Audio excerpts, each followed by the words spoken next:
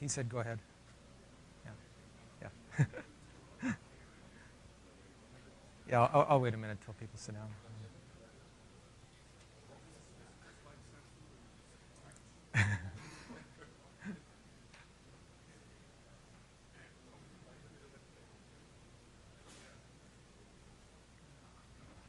Well, good morning. I think it's time for us to get started today. Before I go on to today's topic, I'd like to add something to what I was saying yesterday. Actually, I had intended to say this and neglected to kind of give you the punchline when I was talking about the monotonicity of Cn, the number of n-step self-avoiding walks that start at the origin. I had mentioned that it's not obvious that it's monotone. It is obvious that Cn is less than Cn plus 2. But in fact, George O'Brien in 1990 proved that Cn is less than or equal to Cn plus 1 for all n and for all dimensions in a paper that's published in the Journal of Statistical Physics.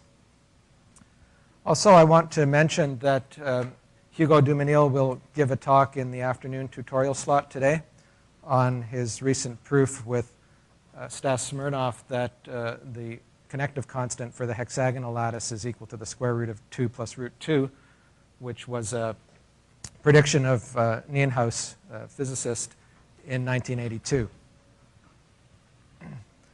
So my topic for today is the Hammersley-Welsh bound.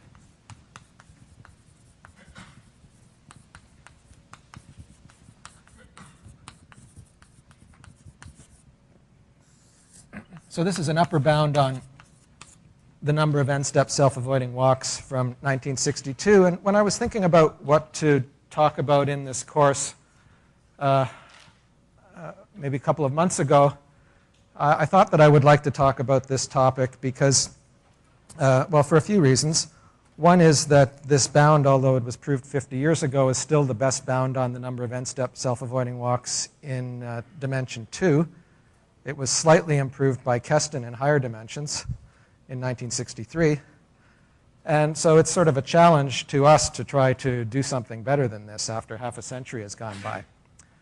But besides that, I think the proof is really very beautiful.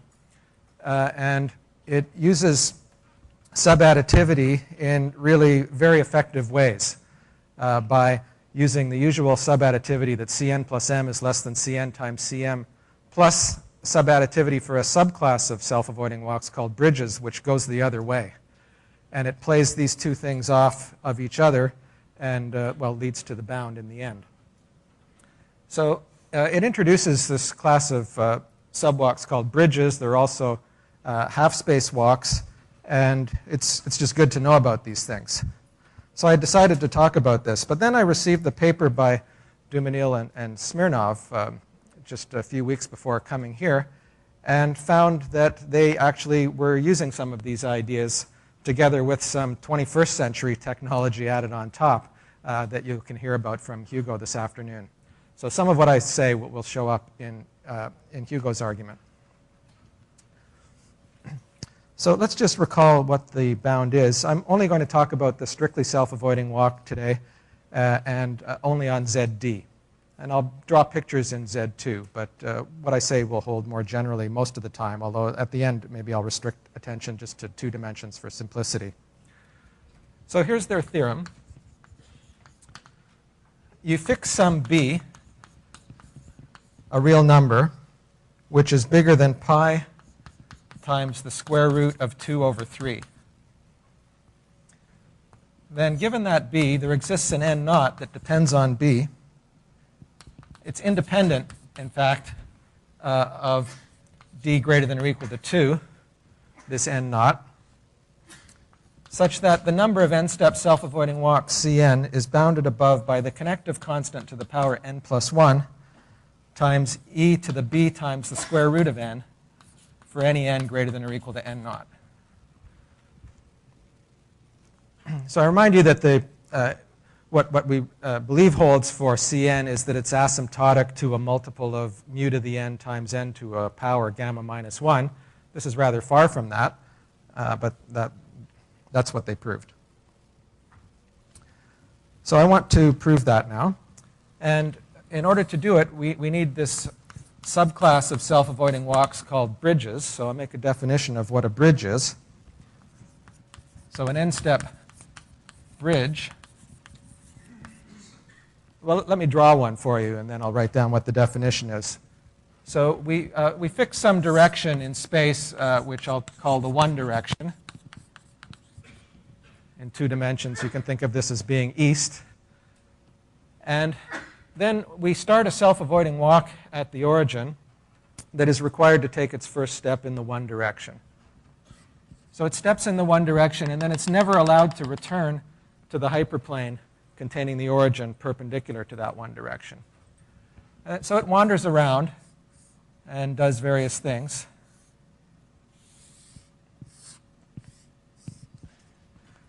And what it's required to do is to end on the hyperplane, which is as far to the right as it gets. So if I draw this hyperplane, which is as far away from the origin as it gets in the one direction, the bridge is required to have its endpoint on that hyperplane. So an n-step bridge is an n-step self-avoiding walk, omega, such that omega 1 of 0, which for us typically will be 0, but not always. So this subscript 1 represents the first component, the component of omega of 0, which is a vector in zd in the one direction, should be strictly less than omega I of omega 1 of I. And this should be less than or equal to omega 1 of n for all I equal 1 up to n. Okay, so here it starts at omega of 0, and here it ends on this hyperplane at omega of n. And we'll be interested in how many of these there are, so we'll define Bn to be the number of n-step bridges with fixed origin. And let's set B0 equal to 1.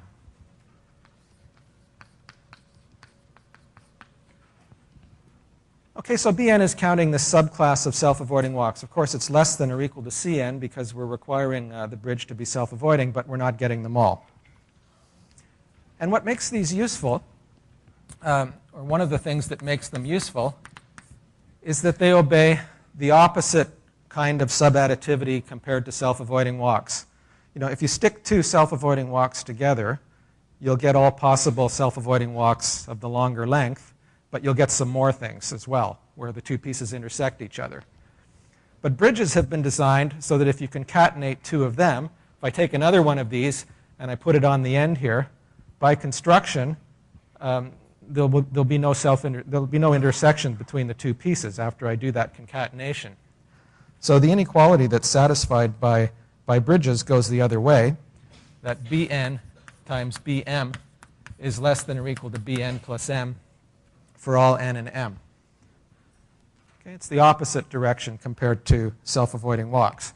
And now if you take the logs, you get a subadditive sequence.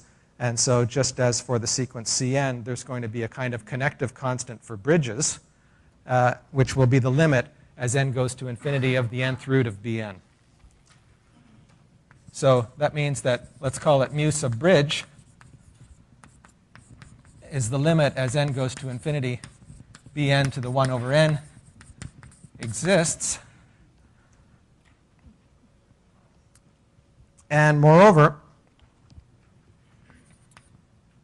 because of that inf that shows up in the subadditivity lemma, that the limit is the inf, in this case, we get that Bn is less than or equal to mu bridge to the n for all n.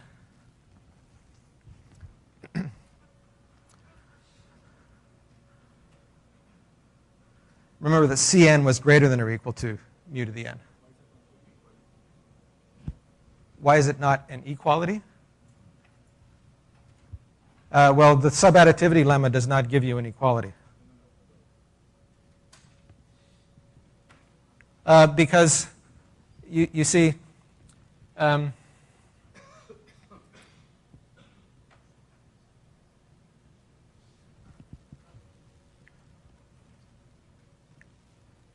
there are bridges.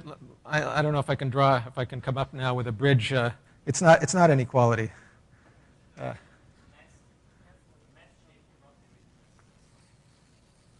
Like this?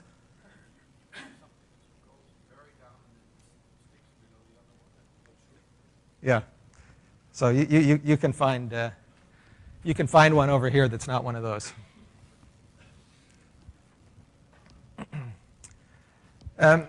So we'll see actually that this mu bridge is equal to mu.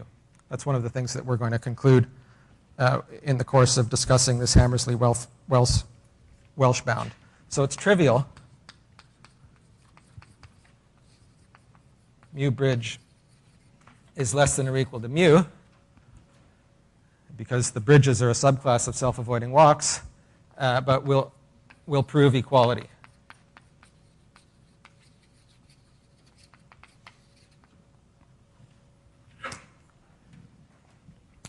All right, so I need this picture a little later. And then another definition is an n-step half-space walk. So an n-step half-space walk is going to be a self-avoiding walk taking n steps that, again, takes its first step in the one direction, and then is required to stay in the half space to the right of that position from then on. So we just simply remove this inequality for a half-space walk. It's not required to end far to the right. So an n-step half-space walk, omega, is an n-step self-avoiding walk. Omega with omega 1 of 0 less than omega 1 of I for all I equal 1 up to n. Okay, so in particular, a bridge is a half-space walk, but not necessarily the other way around, because the half-space walk could end somewhere to the left of its farthest right hyperplane. So we'll want to define Hn to be the number of n-step half-space walks.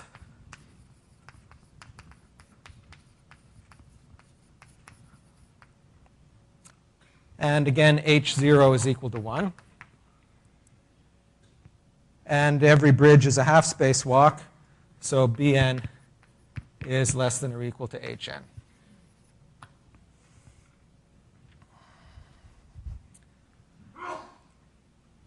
Now, the next concept I need is the span of an n-step self-avoiding walk, perhaps a bridge, perhaps a half-space walk, but not necessarily. And what this is you draw your n-step self-avoiding walk, and then you bring in hyperplanes from the left and from the right until they're snug against the walk. And that the distance between those two hyperplanes will be the span. So definition, the span of an n-step self-avoiding walk, omega, is the maximum of omega 1 of I minus the minimum over I of omega 1 of I. Right, so the span of a bridge is, of an n-step bridge, is n. It's this maximum distance between the leftmost point and the rightmost point in terms of the one direction. And we'll also want to define H sub n of A to be the number of n-step half-space walks whose span is equal to A.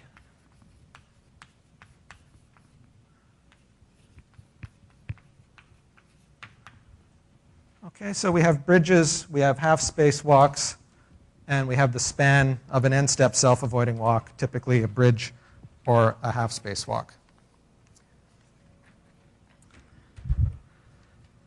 Now I need to recall something from the distant past.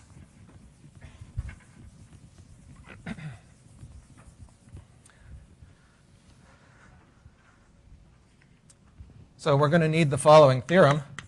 It's not obvious at the moment why we're going to need it, but you'll see shortly why we do. We'll need a theorem of Hardy and Ramanujan.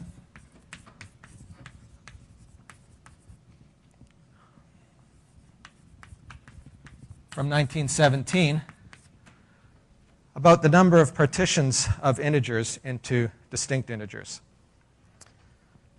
So part of this theorem is actually going to be a definition. So for an integer a greater than or equal to 1, we're interested in the number of ways that you can partition a into distinct positive integers, any number of distinct positive integers. So let's define P distinct of A to be the number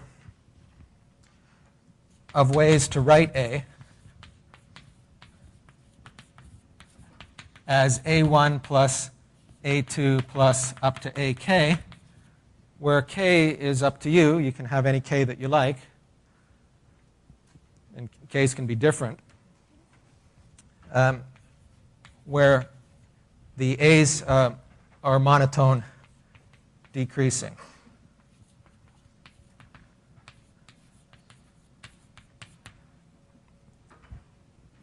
Okay, so included in this number is partitions into 2 integers, partitions into 3 integers, partitions into 1 integers. We're counting them all. So we're summing over K in some sense. So that's a definition. And then what these guys proved is that if you take the log of the number of partitions of A and ask how that behaves as A goes off to infinity, then they give you an asymptotic formula for that, which is that it's asymptotic to pi times A over 3 square root. That's in the limit as A goes to infinity. And that pi over 3 square root is the same pi over 3 square root that shows up in the Hammersley-Welsh bound.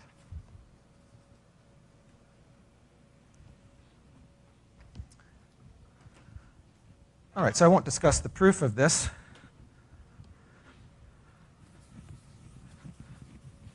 It's actually not so easy to read the proof because I forget which journal it's published in, one of the British journals, and this volume doesn't seem to be available online. It's some kind of a mix-up in the way they've done their cataloging or something. Anyway, I've never been able to find it online. Okay, so what has this got to do with anything? Well, here's the proposition that shows why it is that we might be interested in this theorem of Hardy and Ramanujan. It says that the number of n-step half-space walks is bounded above by the number of partitions of n into distinct integers times the number of bridges. So it's a relationship between the number of half-space walks and the number of bridges that goes the other way compared to this inequality. This inequality is obvious. It says that there's more half-space walks than bridges. But what this is saying is that the number of half-space walks is bounded above by the number of bridges times something, well, that's actually pretty big, but not too big, because this number of partitions is growing like e to the n to the 1/2. And if you're interested in taking, well, e to the n to the 1/2 is what we want to see in our Hammersley-Welsh bound. So we're not too disturbed by such a factor. Now, the proof is by picture. And the picture's over here. So let's just stare at that picture for a second while I erase the board. What the picture shows is a half-space walk which is being unfolded into a bridge.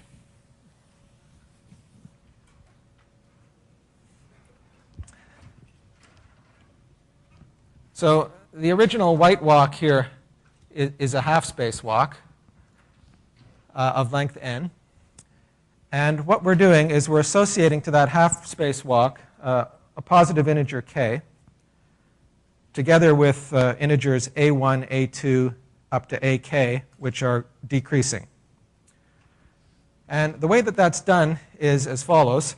First of all, a1 is going to be the span of the half-space walk. And what we would like to do is, instead of a half-space walk, we'd like to have a bridge. We're trying to find a map that takes half-space walks to bridges. So we're trying to transform this half-space walk into a bridge. And it fails to be a bridge because instead of ending as it should for it to be a bridge on this rightmost hyperplane, it's turned back into the left. So what we'll do is we'll find sort of the last place that it visits this rightmost hyperplane. And this will be the first pivot point. And we'll take the part of the walk after this point, which is this part, and we'll flip it over into this red walk. And so we've opened up the half-space walk and made it more like a bridge. It's not yet a bridge because once we do this reflection, there's this part which is pointing to the left. So the walk, the first part of the white walk together with the red walk, is not a bridge because this red bit doesn't end on the rightmost hyperplane. But we can repeat the process and look for the last point in this revised walk that visits the rightmost hyperplane, which is this point, and then reflect again. So that now the new walk will be the first part of the white walk, then first part of the red walk, and then the yellow walk, and indeed that's a bridge. So we can always do this procedure given any half-space walk. We can unfold it by this repeated reflection to turn it into a bridge, and that's what's going on in this proof. And the reason why we get this factor here is that the map is not one-to-one.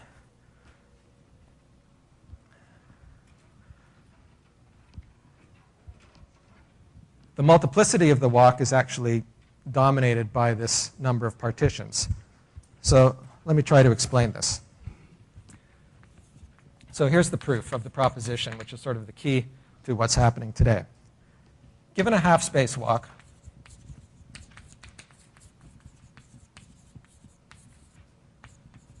we assign k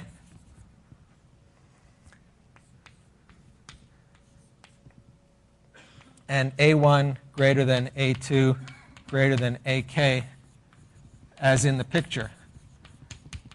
You see, the a's really are decreasing just by construction.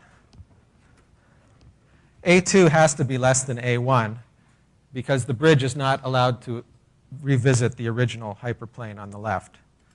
So the span of the second part of the white walk has to be less than the span of the original white walk. And that is going to repeat itself as we go through the procedure. So the a's will be decreasing. This will be A sub capital K.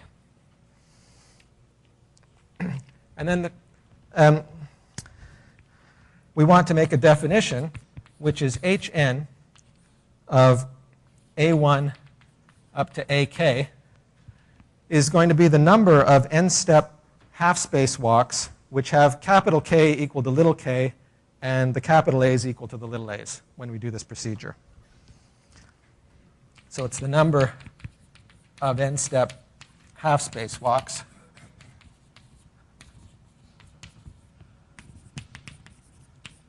with k equals k, a1 equals a1, and ak equals ak. Okay, here's the picture for k equals 3, one contribution, but there could be many that have the same k equals 3 and the same values of a. I want to count them all in this h sub n. And then the basic observation is that when you do this first unfolding, you create another half-space walk, but with a changed span. And actually, with a changed set of a's and a different value of k, the value of k gets reduced by 1. So the basic inequality is that Hn of a1 up to ak is bounded above by Hn of a1 plus a2, a3 up to ak. This is where all the action is in the proof, is in this observation. After you do the unfolding once, then you end up with a half-space walk that has k reduced by 1, and its a1 is the old a1 plus a2. Not only that, if you know a1 and a2, you can recover the original walks because of the way that the construction is done. So there's an injection which is happening in this stage. And now you can repeat this. Apply this inequality again, but on the right-hand side, and then you'll end up with hn of a1 plus a2 plus a3, comma, a4, etc. And in the end, after you've done it k minus 1 or so times, you'll end up with hn of a1 plus a2 up to ak. So you do this several times, and then you end up with hn of a1 plus up to ak.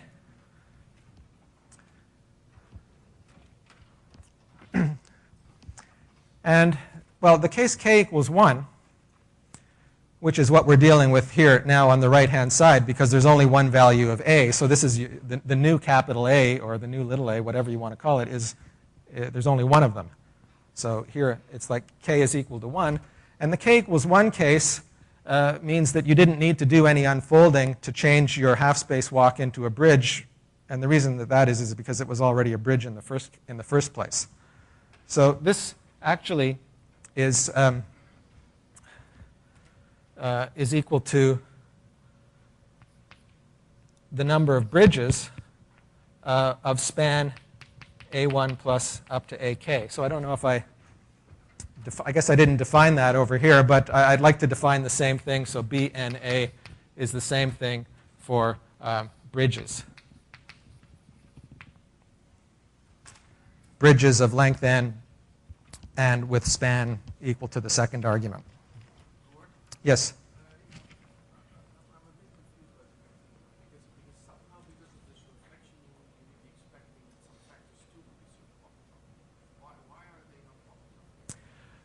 It's hard for me to answer the question why the factors 2 that you see aren't popping up, because I don't see them. So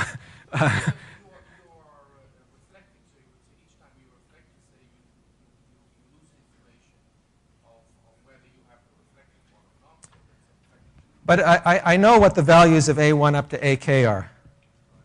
So if I have something on the right-hand side which has been produced by this procedure, then I can undo it. So it's 1 to 1.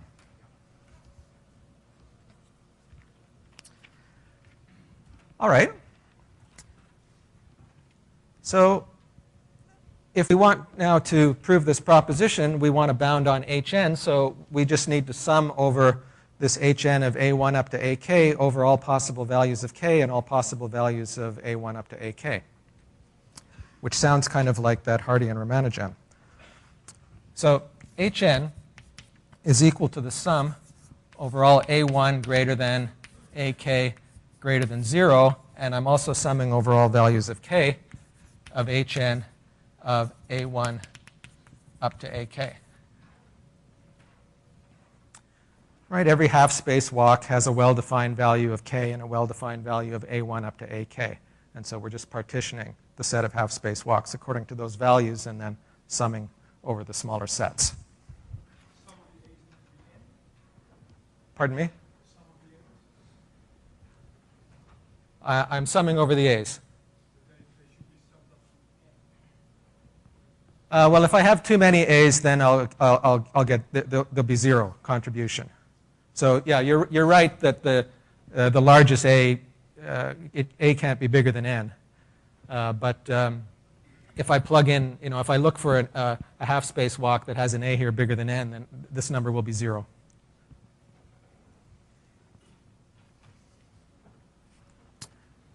Now let's apply this inequality. So this is bounded above by the sum over A1, AK greater than 0, and K whatever of Bn A1 plus up to AK. And then we can reorganize that sum according to the value of A1, the value of the sum of the A's. So we'll fix the value of the sum of the A's and then sum over the K's and the A1 up to AK's that have that sum. And you see what we're doing is we're just summing over this number of terms. We're summing over the partitions of whatever this number is, A1 up to AK, added up. So this is the sum, capital A equals 1 up to n of PD of A times BNA.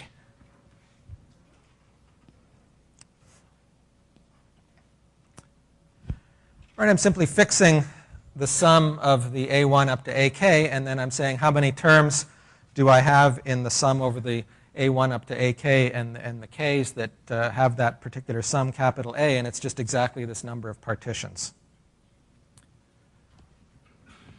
So we're almost there. This is almost the inequality that we want, except not quite, because there's the A dependence inside the number of partitions, but the number of partitions of a small number is less than the number of partitions of a larger number.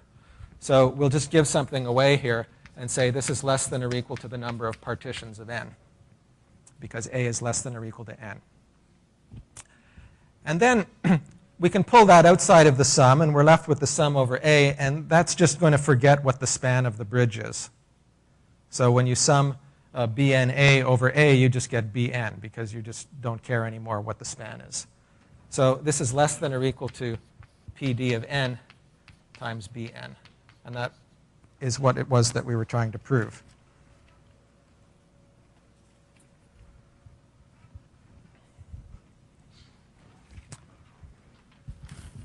OK, so I guess we don't need this picture anymore.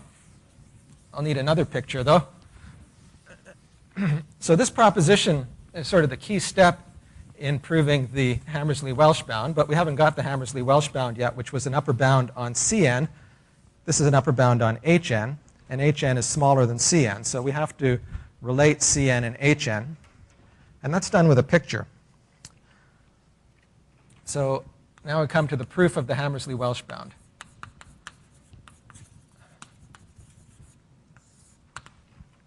So let me just remind you what that bound is. It said that for any b greater than pi times 2/3 square root, there exists an n naught such that Cn is less than or equal to mu to the n minus 1 e to the b times root n for all n greater than or equal to n naught. So this is the bound that we're trying to prove.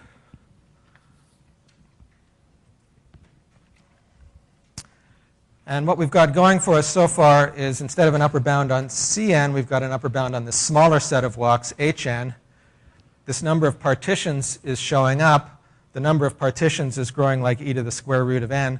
And so some of the steps are present. OK, so now I want to show how to get an upper bound on Cn in terms of Hn. So let me draw a picture for that. This is supposed to be a generic n-step self-avoiding walk. It's not a half-space walk necessarily. It might be, or a bridge, but I want to consider more general walks.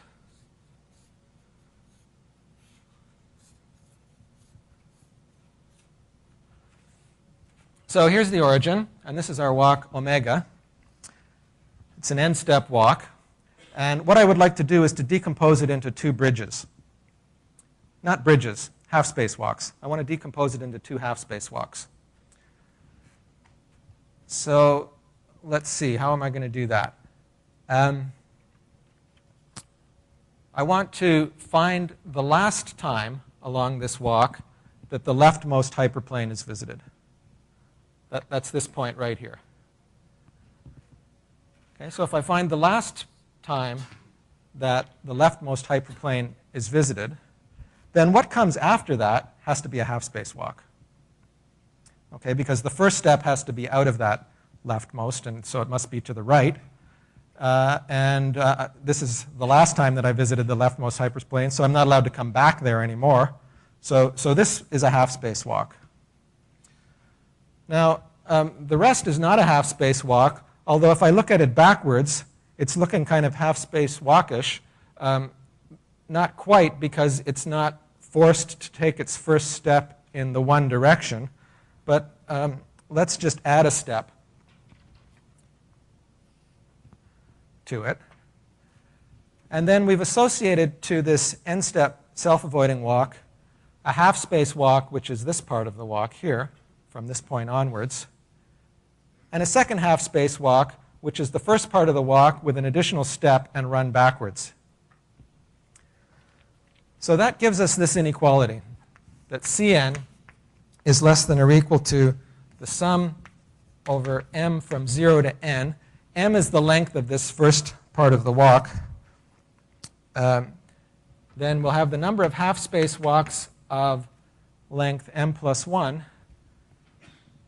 And then we add to that the number of or we multiply by the number of half-space walks of length n minus m. You see, if I know m, I can go backwards in this construction. So I'm getting an injection. And that gives us this inequality. Okay? So now we're almost done. You know, we have an upper bound on half-space walks, and so we're looking for an upper bound on Cn. What we can do is take that proposition and apply it to this inequality here. So that will tell us that Cn is bounded above by the sum m equals 0 to n of the number of partitions of m plus 1 times the number of partitions of n minus m, and then I need some numbers of bridges to multiply. I need a factor of number of bridges for each of the factors of number of half-space walks from the decomposition we just discussed. So there will be a factor of bm plus 1 and a factor of bn minus m. Now, bridges have the subadditivity working in such a way that the product is less than the number of bridges with the sum of the arguments. So this is actually less than or equal to the number of bridges of length n plus 1. You just add the subscripts, you get an upper bound for bridges. And then it doesn't depend on m anymore. So all we need to do is to evaluate the sum over m, or estimate the sum over m, of this product of numbers of partitions. And for that, we have the theorem on the far left over there. So when we substitute that in, we get bn plus 1 times the sum m equals 0 to n. And, well, if we fix b large enough, then we can bound this number of partitions by the exponent of b times a to the 1/2.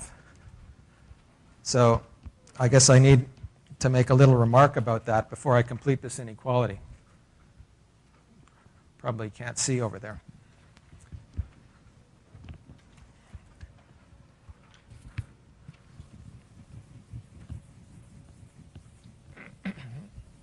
So this is elementary, but maybe worth just writing down the details. So we'll fix some b, which is like in the Hammersley-Welsh bound, so it's greater than pi times the square root of 2/3.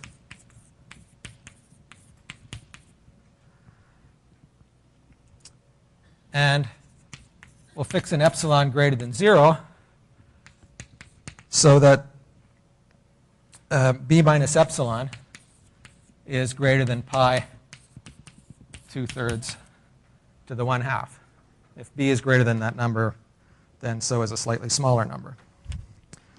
Then the Hammersley-Ramanujan bound implies this inequality, that there exists a k greater than 0 such that PD of A is less than or equal to that constant k times e to the b minus epsilon times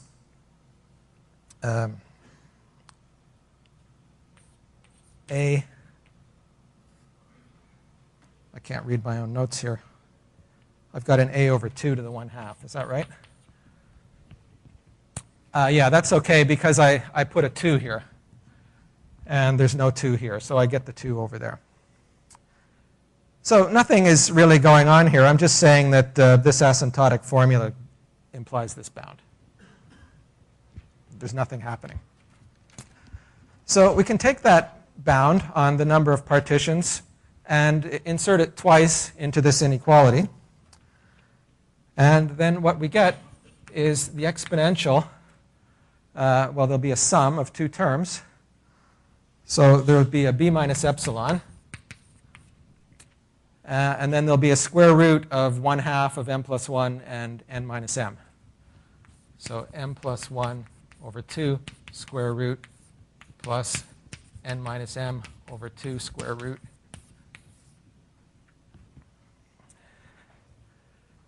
And then just to tidy this up a little bit, we use some inequality, which I think I won't take the time to explain, which says that this is just less than the square root of n plus 1. I'm saying something like x to the 1/2 plus y to the 1/2 is less than, what is it, 2x plus 2y to the 1/2.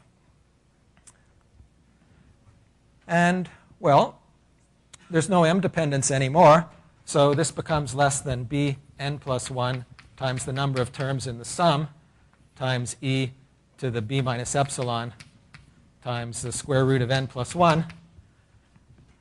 And now, because we've got that epsilon, we can use it to replace the n plus 1 by an n and to absorb this n plus 1 as long as we take n large enough, and that's what we're allowed to do. We're allowed to take n large depending on b here, according to the statement of the theorem that we were trying to prove. So that completes the proof. Right? So this part here, this is where n naught comes into the picture, is less than e times b times the square root of n for all n greater than n naught, which depends on b.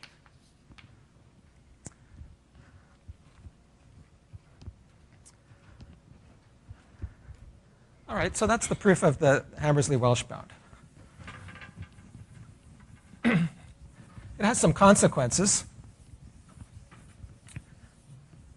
And I want to talk about some of those consequences. Here's the first one.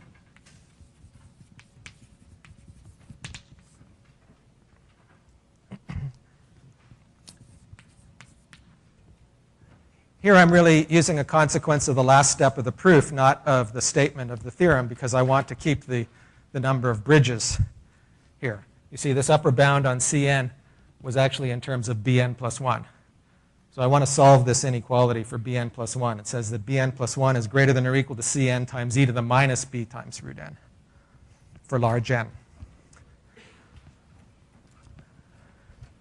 So bn is greater than or equal to Cn minus 1 times e to the minus b times the square root of n minus 1, at least for large n.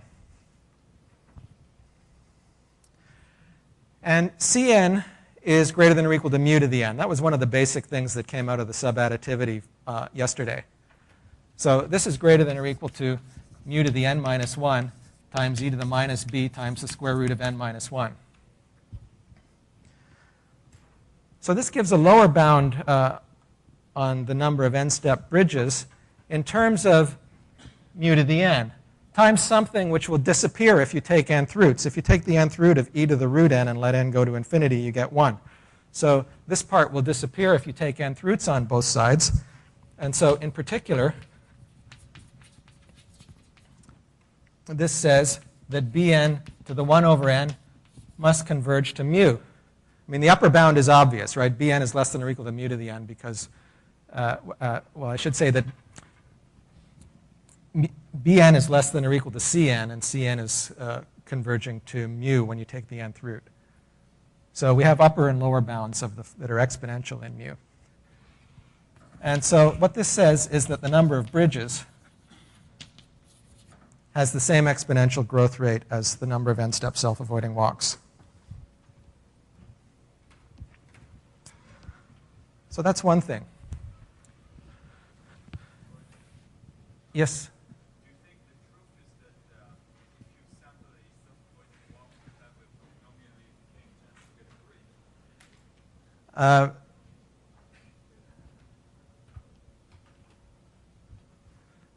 So you're asking me, do I think that Bn behaves like Cn times a polynomial in n?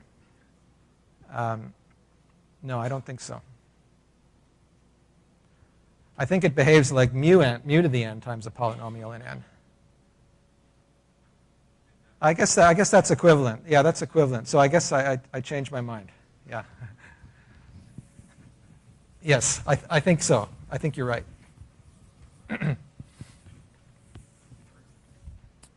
Yes? Right.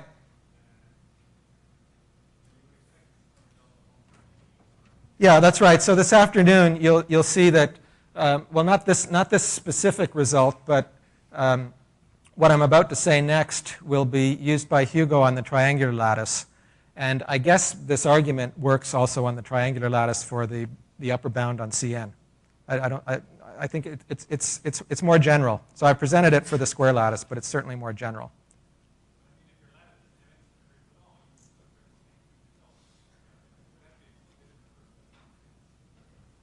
Yeah, but maybe nobody's written down that proof. Yeah.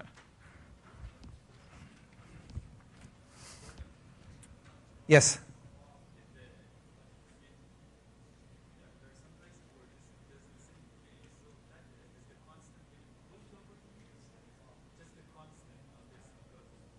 So there's a question as to whether the constant has been improved over the years.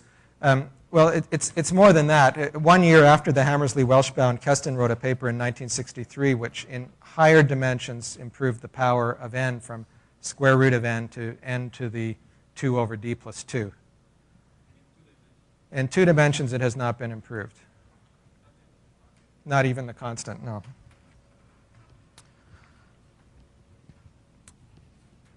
Here's another corollary. This is a corollary of the proof, not of the statement. And this is something that Hugo will be using this afternoon for the hexagonal lattice.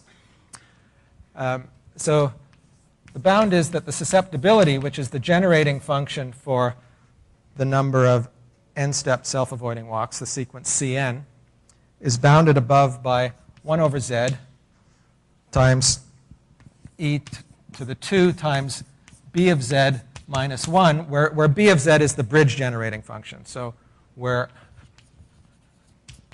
b of z is the sum n equals 0 to infinity bn times z to the n. All right, so I just remind you, I said it, but this is the sum of Cn z to the n.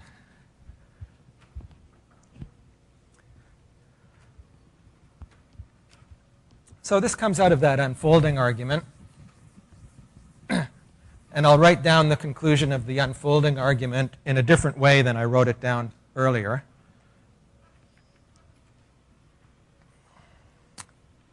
I should point out one thing, though, which is that in particular, before I come to the proof of the corollary, one conclusion that you can draw from it is that the bridge generating function diverges at its radius of convergence, because we know that chi does.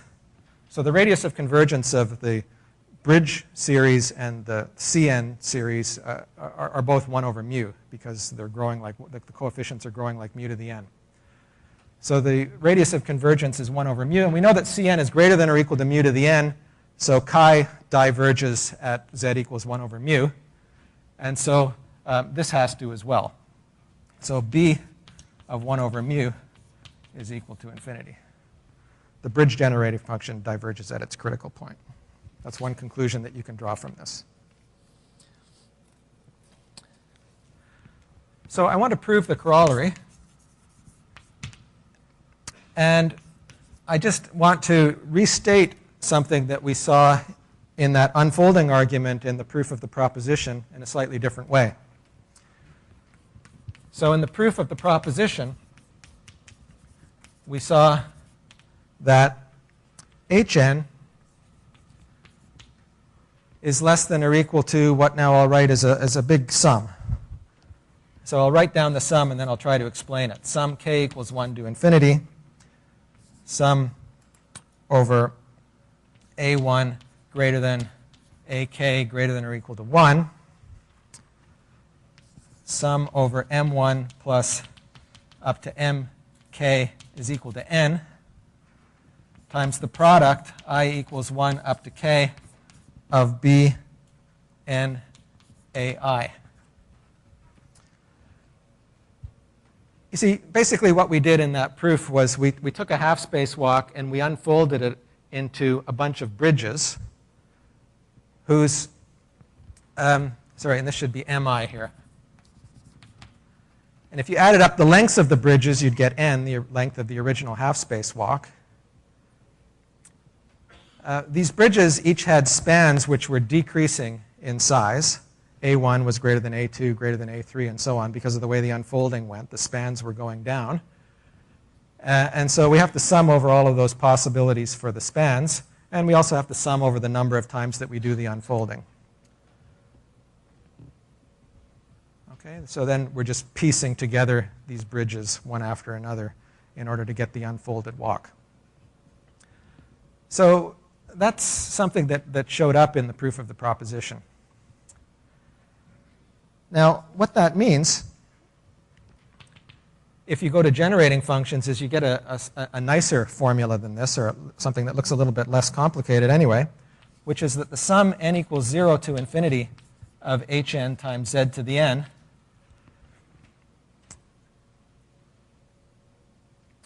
should be less than or equal to the product over a equals 1 up to infinity of 1 plus the sum m equals 1 to infinity of b m a z to the m. And if you want to convince yourself of that, what you should do is just multiply out the right-hand side and look for the coefficient of z to the n. Okay, when you multiply out the right-hand side, what you'll do is you'll pick some number k of times where you'll take this product rather than the 1. If you want a power z to the n, then the m's have to add up to n.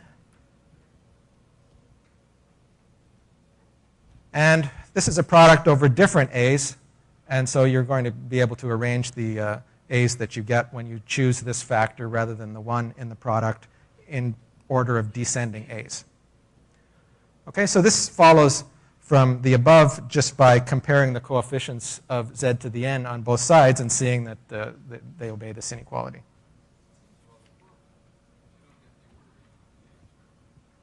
Yeah, so you can criticize this bound.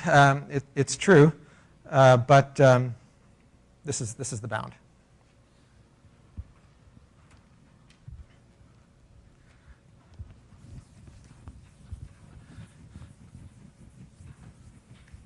If you don't like that bound, you might like this one even less, which is that I'm going to use 1 plus x is less than or equal to e to the x.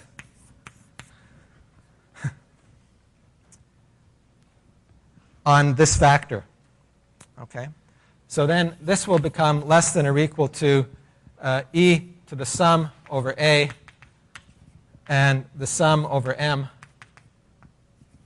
of bna z to the n, bma z to the m, like that. And then I'll take this sum over a inside here and do that one first. That just forgets about the span of the bridge. And so this is actually equal to e to the m. Well, it's equal to e to the b of z minus 1. All right, because when I do the sum over a, I just erase the subscript on the number of bridges with that span. Then I'm left with the generating function for the sequence bm, except the first term is missing, and the first term is 1 by definition. All right, so I'm looking for an upper bound on the generating function for the sequence Cn. What I've got here now is a bound on the generating function for Hn, but we, in the proof, had that decomposition of an n-step self-avoiding walk into a product of two half-space walks, and so I can use that. So this tells us that the sum n equals 0 to infinity cn z to the n, the thing that we're actually interested in getting an upper bound for, that's chi, is bounded above by, well, now I have to get this bound right that we had in the proof of the Hammersley-Welsh bound. I guess it's this one here. This is what I'm using right now. So I've got a sum over n from the series here, and there's a sum over m from the upper bound on Cn. So I'll have a sum m equals 0 to n of hn plus 1 times hn minus m times z to the n, but I'll write it as z to the n plus 1 and then times 1 over z, because I would like the power of z to match the sum of the subscripts on the two h's. And they add up to n plus 1. Then if you stare at this series for a minute, you factor this z into factors that have power n plus 1 and power, sorry, this should be m plus 1. Power m plus 1 and a power n minus m. And this then just becomes the square of the generating function. And so you find that this is actually less than or equal to 1 over z times the sum n equals 0 to infinity of hn z to the n squared.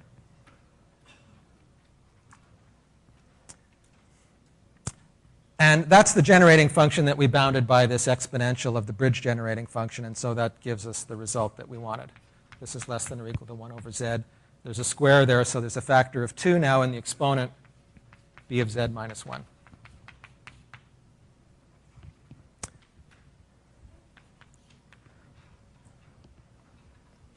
So you'll find a version of this bound in the paper by Hugo and Stas on the connective constant for the hexagonal lattice, together with the 21st century stuff.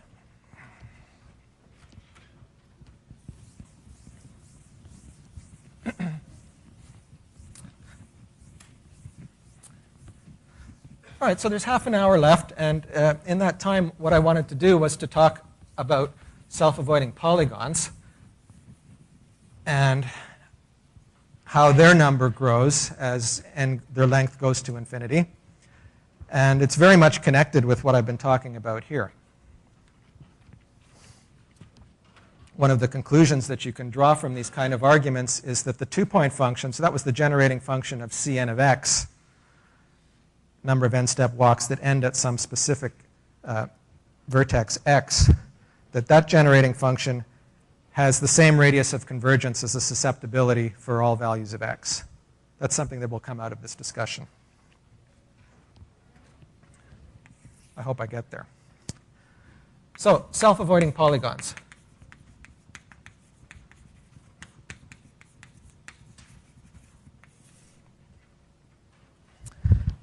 So what is a self-avoiding polygon? Well, it's a simple closed curve in the lattice.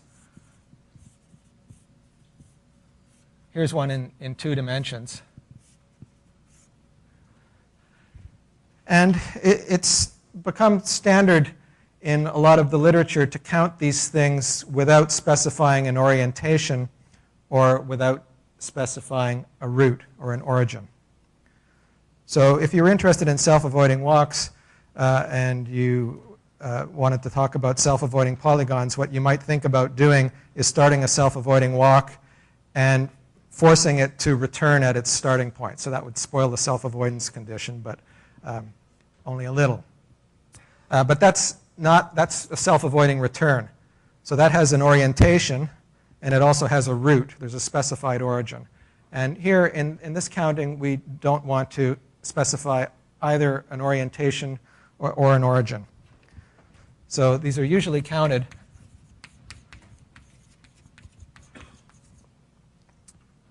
up to translation and orientation. So according to that, what we'll do is we'll define Qn to be the number of n-step self-avoiding polygons. And if you have an n-step self-avoiding polygon, then you can associate to it an n minus 1 step self-avoiding walk that goes from 0 to a neighbor. And then if you just added in that extra step, you would have an n-step polygon. N, of course, has to be even here on the square lattice. So we want to relate Qn, which is these unoriented, unrooted things, to this oriented, rooted thing. So that would be done like this. You take Cn minus 1 of a neighbor E of the origin. Now, you can close up a polygon sort of from any direction. So there's going to be a factor 2d that accounts for in what direction the polygon sort of takes its last steps, so to speak.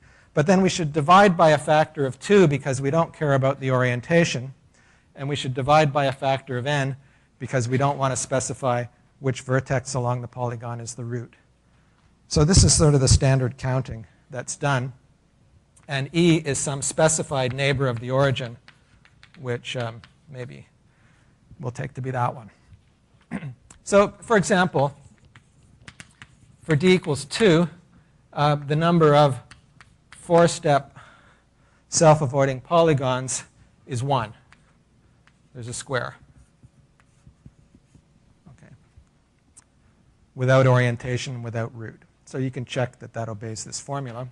And Q6, the number of hexagons is 2. There's this one in 2 dimensions, and there's this one. Okay, so we're just counting the shapes, and we're not caring where the origin sits or which way we go around it. I'm going to consider now the case of d equals 2.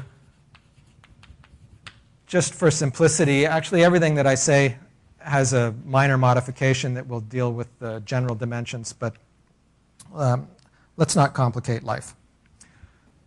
So first claim is that this sequence Q obeys a nice subadditivity property and therefore has exponential growth. So for even m and n greater than or equal to 4, we don't talk about 2-step self-avoiding polygons, so we're always starting at least 4 steps. The claim is that Qm times Qn is less than or equal to Qm plus n.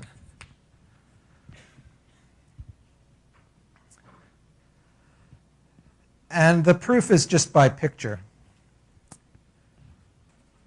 In general dimensions, you'll have some other factor that depends on d showing up here. But let's just stick to d equals 2.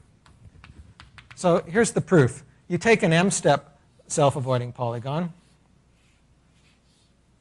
and an n-step self-avoiding polygon.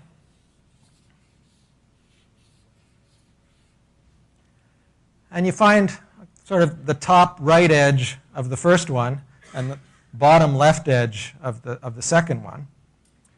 And then you just erase those edges. And you replace them by new edges which link up the two pieces.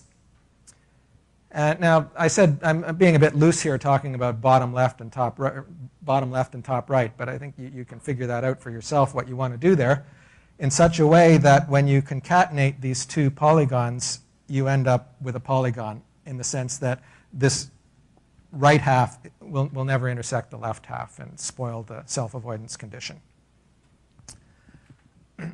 So Qn is subadditive or supermultiplicative or whatever, and so grows exponentially.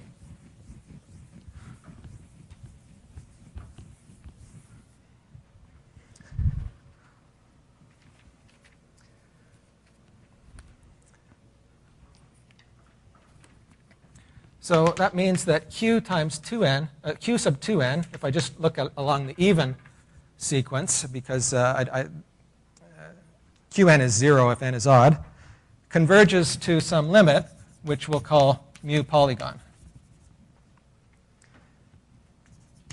And this subadditivity is going in the same direction as bridges, right? The opposite direction compared to self-avoiding walks. And so we end up with an upper bound that Q2n is less than or equal to mu polygon to the 2n for all n. Now, it's clear that mu polygon is less than or equal to mu because of this formula. Cn minus 1 of E is less than Cn minus 1, and that's growing like mu to the n. So mu polygon has to be less than or equal to mu to the n. In fact, we'll see that it's equal. Not mu to the n, but mu. So clearly, mu polygon is less than or equal to mu, and we'll see they're equal.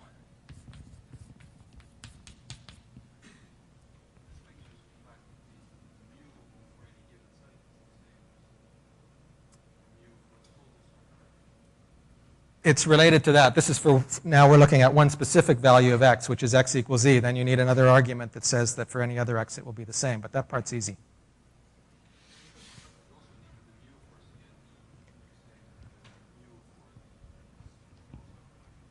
No, sorry, I thought I said this, but Cn minus 1e is less than or equal to mu to the n.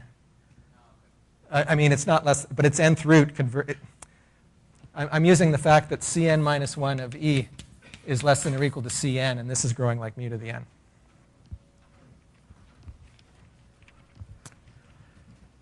So how would we show this equality?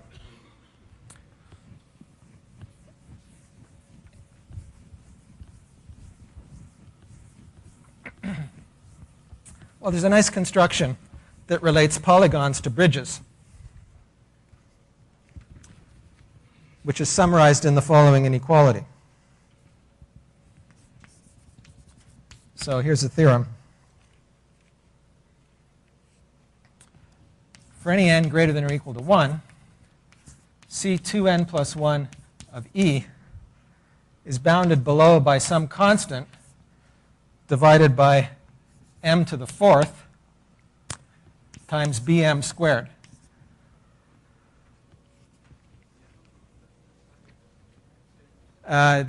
Yeah, which one do I want? I guess they're all m's.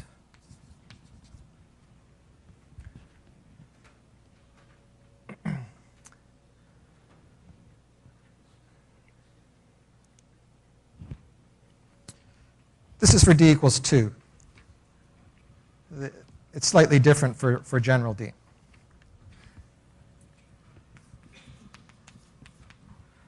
Okay, so now I need to draw a picture to try to convince you of this. Let me state what the claim is, which is sort of the main step in proving this inequality. And then I'll try to convince you that the claim is true by drawing some pictures. So the claim is that 2d times c sub 2m plus 1e is bounded below by a fraction whose denominator is m plus 1 squared and whose numerator is the sum over all x in zd of bm of x squared. So bm of x, I perhaps have not introduced that yet, but this is the number of m-step bridges that end at x.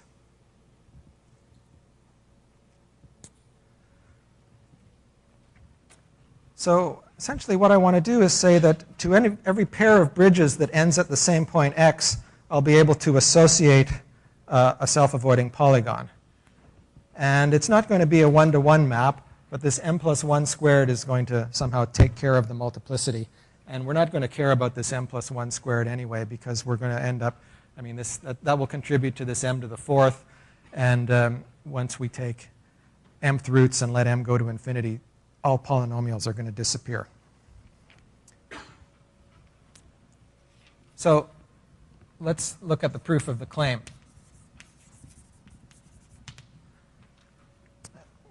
And here I really need to draw some pictures.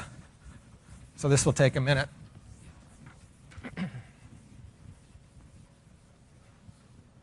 So I need two bridges, which are supposed to be generic, that start at 0 and end at x. So there's going to be two bridges, omega and omega prime. So here's omega.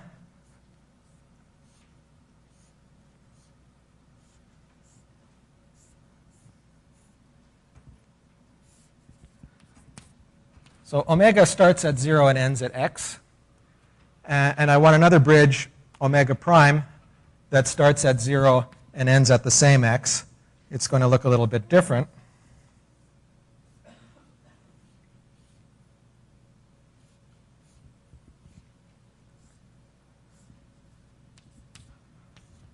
Hopefully these both end at the same x. So let's see, 1, 2, 3, 4, 1, 2, 1, 2, 3, 4, 1, 2. Yeah.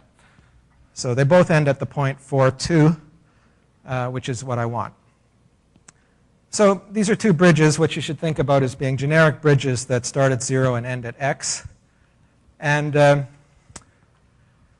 now I want to, and they're of length n. N or m, I guess. Length, each has the same length m. Then I look at the line in the plane which joins 0 to x, and I want to translate that parallel until it just reaches the top of the first bridge. So I'll translate it up to this point here. And over here, I'll do the same thing, but I'll go in the opposite direction. So I'll translate now, for this bridge, I'll go downwards.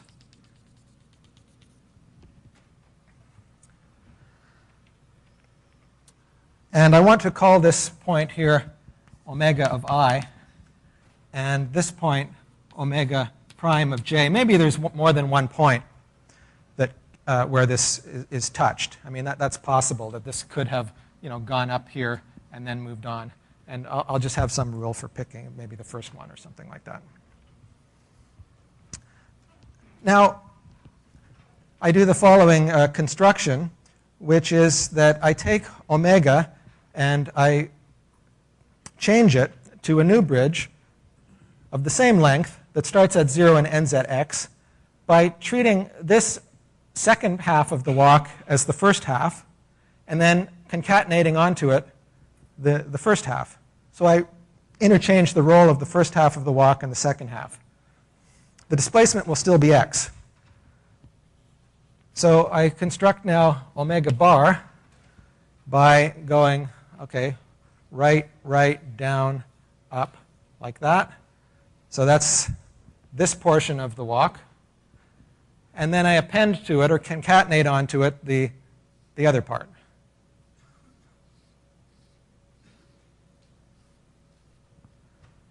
And that is, again, going to go from 0 to x.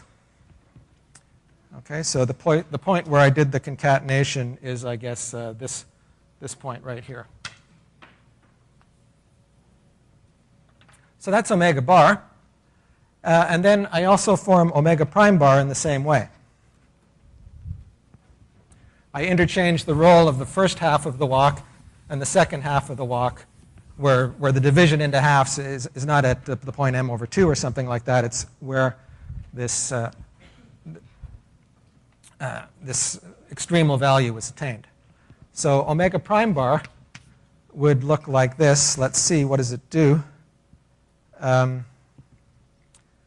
up, up, left, up, right, right. So that's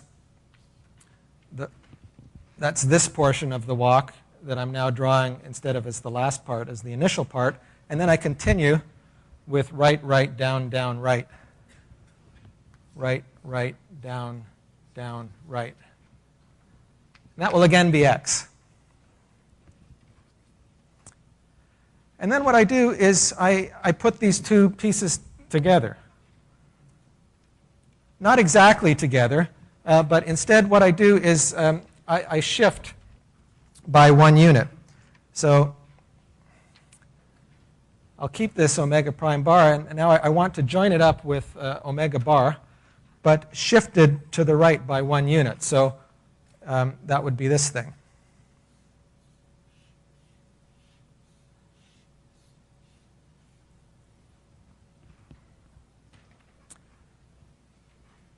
And, well, I'll leave it up to you to verify that when you do that, you're guaranteed to get a polygon. That these two pieces cannot intersect because of the construction. And then what you can do is you can just join up with these two bonds to complete the polygon. The polygons that you get are always going to have the property that after m steps, they end at x. Okay, it's actually more than a polygon. It's a self-avoiding return because I am keeping track of the orientation here. But as I follow this around, after m steps, which was the length of my original omega and omega bar, I always end at x. So this construction, it yields a 2m plus 2, or a 2m plus 1 step self-avoiding walk from 0 to a neighbor e of the origin with, let's call it rho, with rho of m equal to x. So I can do this for every value of x. So that explains why there's this sum over x here. Why is there the m plus 1 squared? It's because if I wanted to go backwards and to figure out where the division point was along omega, along this first part of the polygon and this second part of the polygon, I have many choices. I don't know how to reconstruct this original walk because there could have been many places where this hyperplane was intersected. And so this is a kind of an insurance policy. This m plus 1 squared is the worst possible case for the multiplicity of this map.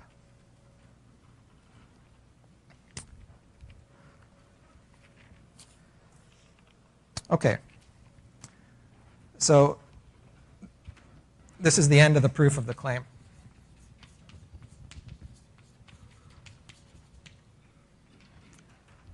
Some few details there still to think about, but that's as much as I want to say about it.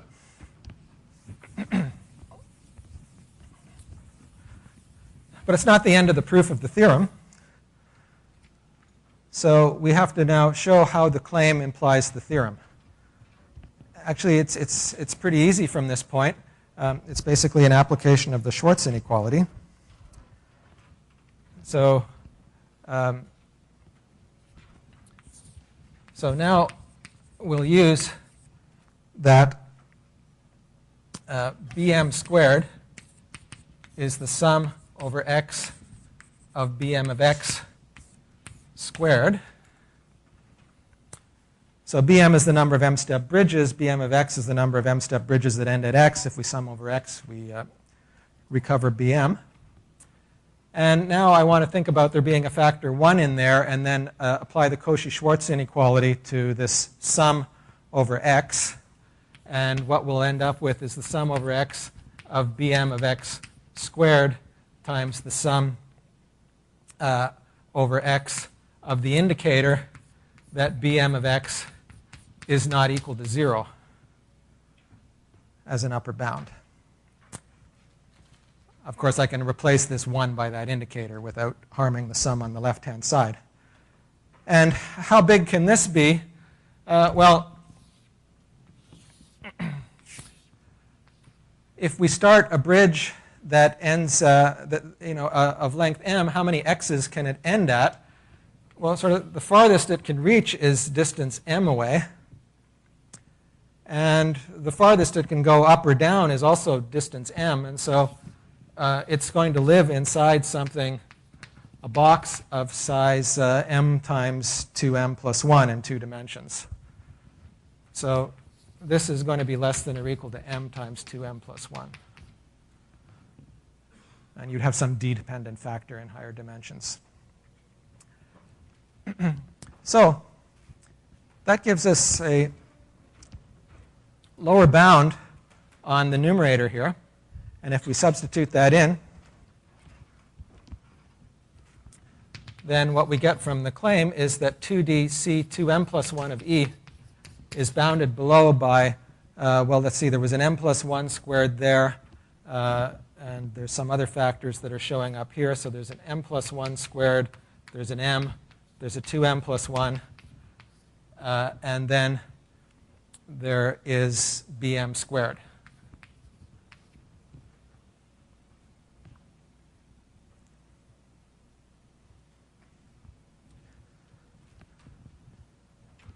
And so I guess that's what we're trying to prove.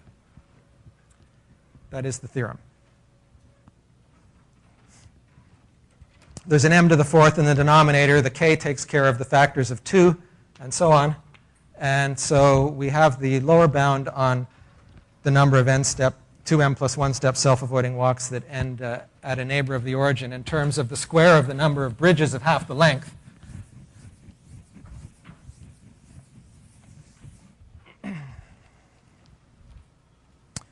So the consequence of this, which is what sort of mainly interested in at the moment,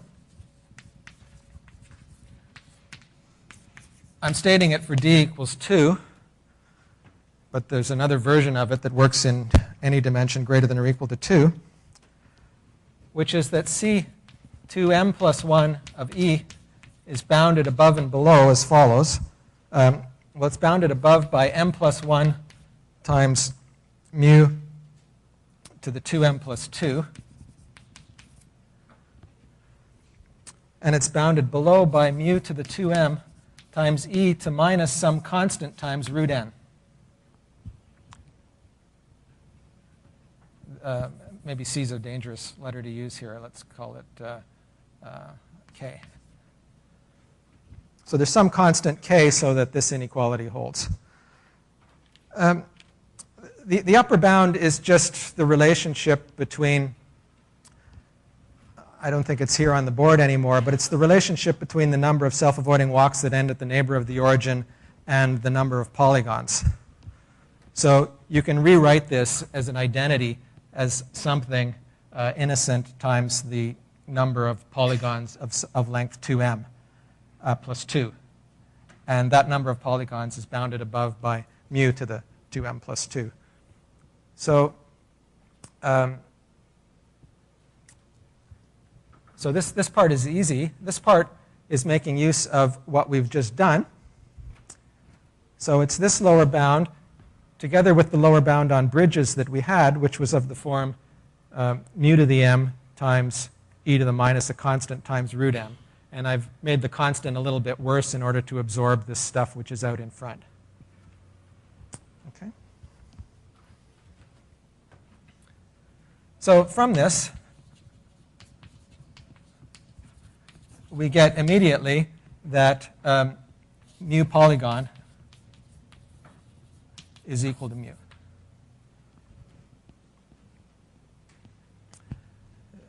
All right, because the exponential growth rate of this is the same as the exponential growth rate of the number of polygons of length 2m plus 2, and that's bounded above and below by things which are growing exponentially with rate mu.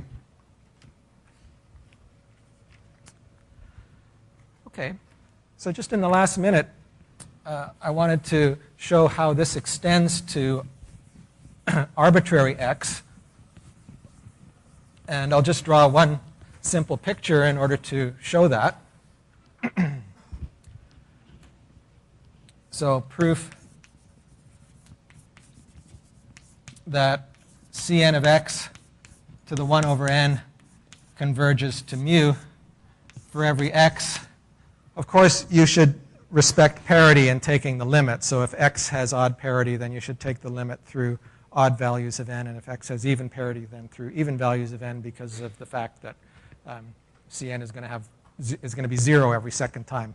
Cn of x is going to be 0 every second n. So you should forget about those guys. So how would you show this? Well, it's easy. Once you know that the number of polygons is growing like mu to the n, it's easy to see that the number of n-step walks from 0 to any other point is going to have to grow like mu to the n. I mean, the upper bound's no problem, right? Cn of x is less than Cn, and its nth root goes to mu. So it's the lower bound that we're interested in. And we have to show that there's lots of n-step walks that end at some fixed value of x. So take your fixed value of x and draw a shortest walk. I'll do it in 2 dimensions. Draw a shortest walk from 0 to x. That takes some number of steps which is constant because x is fixed.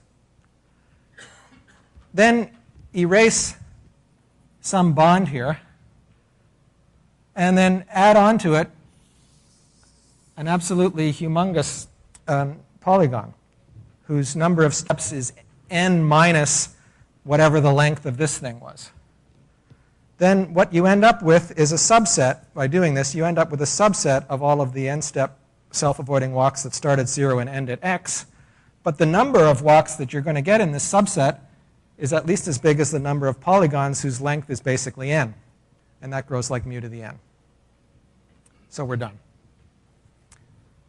Yeah, and we're really done. Thank you very much.